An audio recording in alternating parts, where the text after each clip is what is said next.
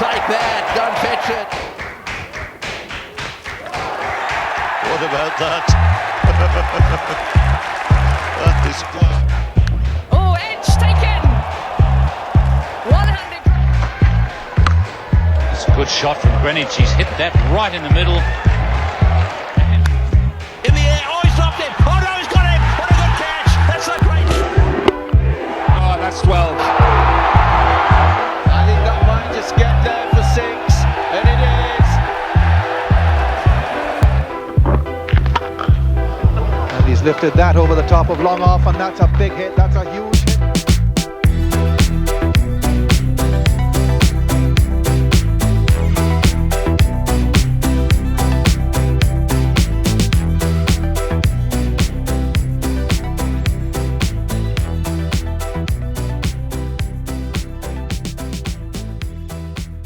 I say, that's not cricket.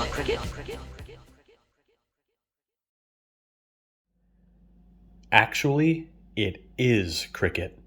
Cricket's a really fun game, especially once you understand the rules a little bit.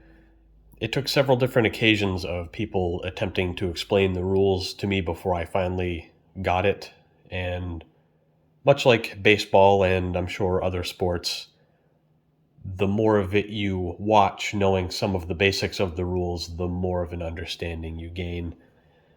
And I'm definitely still learning, but I think it's something about the dead ball era baseball fan in me that really loves the idea of cricket. Barehanded catches. And what a catch. What a wicket. Where's he been hiding? Super cool popped collars. I mean, look at some of these guys. They could be dead ball era baseball players. And there's no shortage of absolute bombs being hit by some of the game's power hitters. Oh dear, that could be a 6. That's a great hit. Straight down the ground, over long on. What a magnificent... Oh, that's up in the stands. Harwood to Pollard, who has absolutely smacked that over the fence. One of the neatest things I discovered with cricket is this rule where if a fielder catches the ball and steps out of bounds with it, the catch doesn't count. So you see some really, really slick plays where a player will jump out of bounds, catch the ball, and throw it back to another teammate or even himself before his feet touch the ground. Goes with some power to start with. There's a chance. It's taken over the boundary. It's taken on the boundary. In the end, it means it's a wicket, and a brilliant one at that. And that might be a straight 6. Or is it a catch? I think it's gone over the ropes. It's flicked back inside, and that's an amazing catch by 2 New Zealand fielders. Whoa. You see quite a lot of this now, but it's so difficult to do. Not only is it a wicket, but it saved them 6. Down the ground. Has he got all of it? I don't think so. Oh, that could be brilliant. That could be outstanding. Amazing. We've seen a few of these. That is absolutely remarkable. He's inside the rope. He's inside the rope. He knows he's tumbling back over the rope, so he gets rid of it there. Brilliant. And now, yes, that's unbelievable. What a catch that is.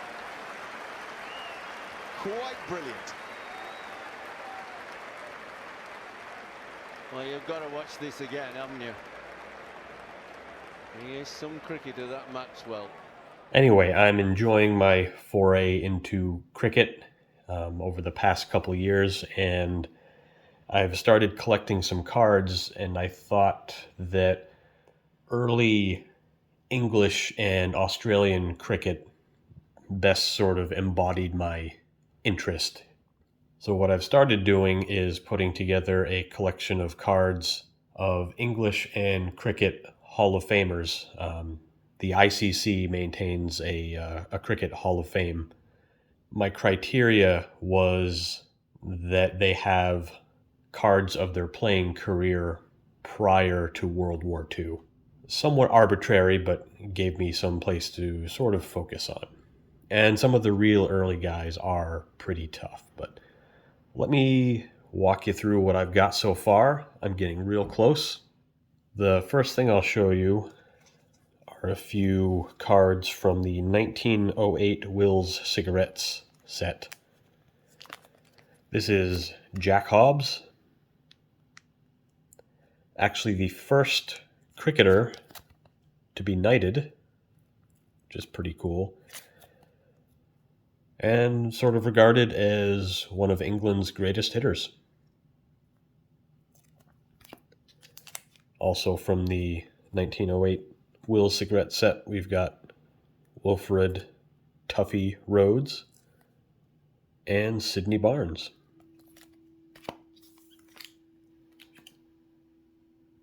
I've got a couple cards from the 1911 Wills cigarettes set. Victor Trumper and Frank Wooley. These were available with different backs. So the Trumper is a blue back that advertises Capstan Navy Cut, and the Wooley is a purple back advertising Vice Regal. I have one card from the 1926 John Player and Sons Caricatures set.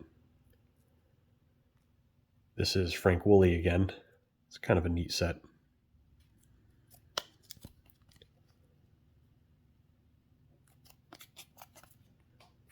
And I have several cards from the 1934 John Player and Sons set.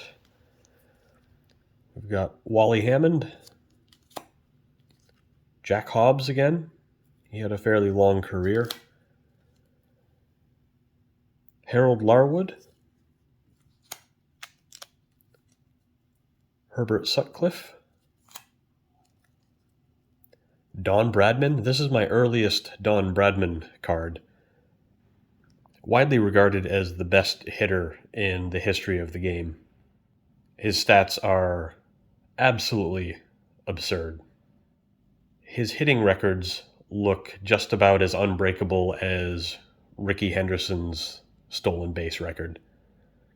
That's the closest analog I can think of. Some people call him the greatest cricketer of all time. I would suggest that honor might go to a certain W.G. Grace, but we will get into that in a moment. Nevertheless, an absolute legend of the game and nearly undisputed best hitter the game has ever seen. Clarence Grimmett, Stan McCabe, and Bill O'Reilly. I've got a couple of cards from the 1935 Ardath Sports Champions set. Clarence Grimmett again, and Don Bradman again.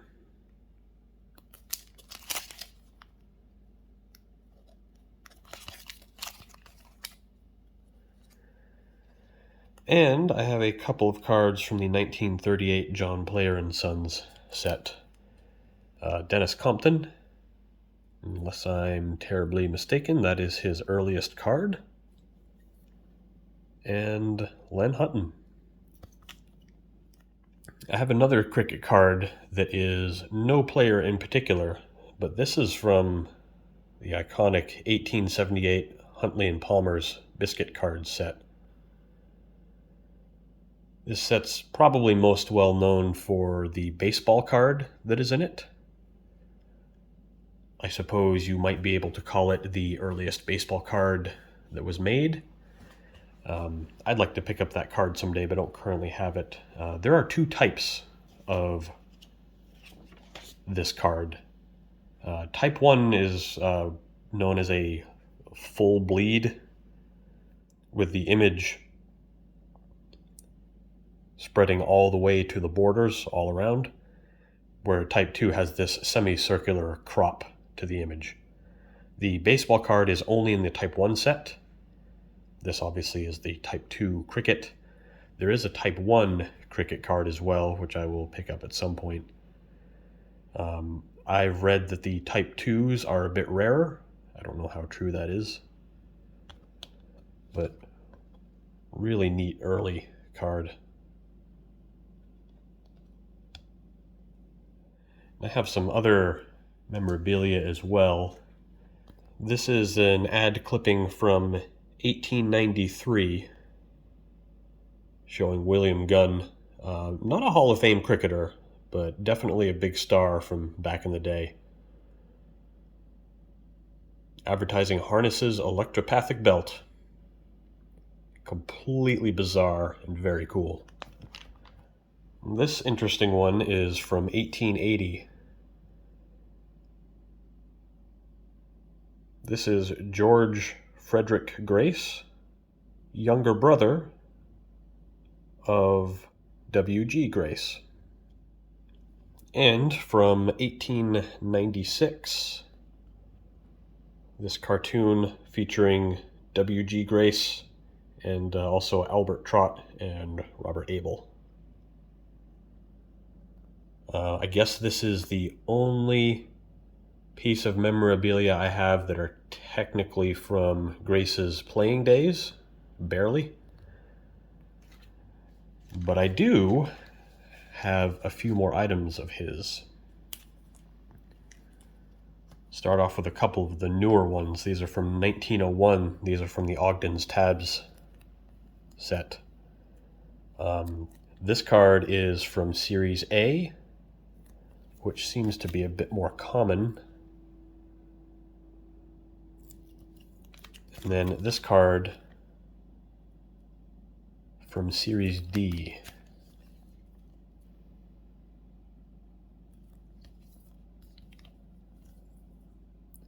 Of course, Grace, another absolute legend of the game and huge innovator, known as the father of modern cricket.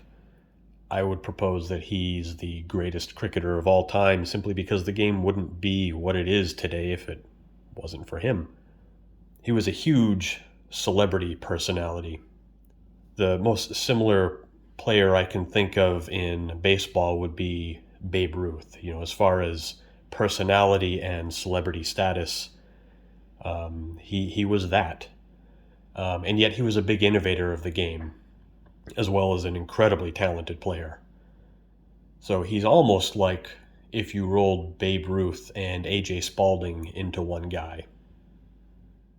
And the last one I have to show you is this, what's known as a Magic Lantern slide. I know it's difficult to see. I will edit you into a better view of this where it's backlit a little bit better.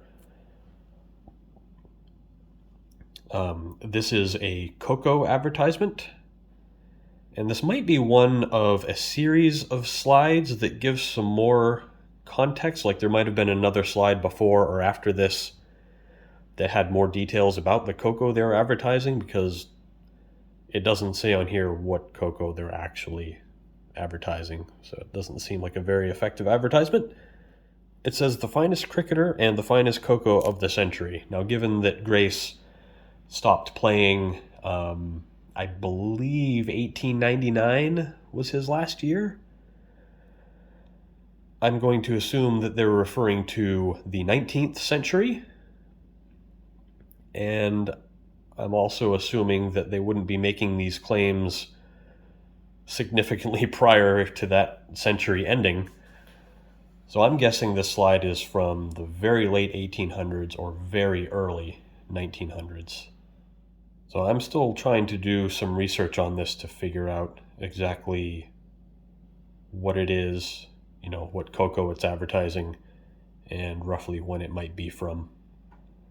This is a really neat thing that maybe it's a one of a kind, I don't know. I don't know how likely it is that multiples of these were produced. I got this via eBay auction from some random auction house in Florida that was handling an estate sale. Lots of different Magic Lantern slides being sold. and just happened to notice this random one in there. So I got it for what I think was a steal. That being said, I don't really know what it is either. So anyways, that's a little tour through what I currently have in my cricket collection. I do still need a few more to complete my initial goal of pre-war English and Australian Hall of Famers. Most notably, I need George Lohman. He's the only English pre-war Hall of Famer I need. His career was very early, so it's a little bit of a tough one. I also need Monty Noble and Fred Spofforth for the Australians. And there are a few other pre-war Hall of Famers from other countries. I believe there's South Africa and West Indies that I need a couple of the guys from. Leery Constantine is one in particular that I'm having a heck of a time finding any sort of memorabilia from his playing days. I saw one press photo up on eBay that seemed like they were asking an awful lot for it, but then again, there doesn't seem to be much from his playing days, so maybe that was fair. I don't believe that any cards were produced of him during his playing days, so it will have to be some sort of photograph or maybe a news clipping of some kind, maybe a postcard if there were any. But anyways, on the off chance that any of you guys have any information to add regarding the W.G. Grace Magic Lantern Coco Slide, or where I can find something from Leery Constantine's playing days, then I would appreciate any suggestions. As always, thanks for watching, and talk to you next time.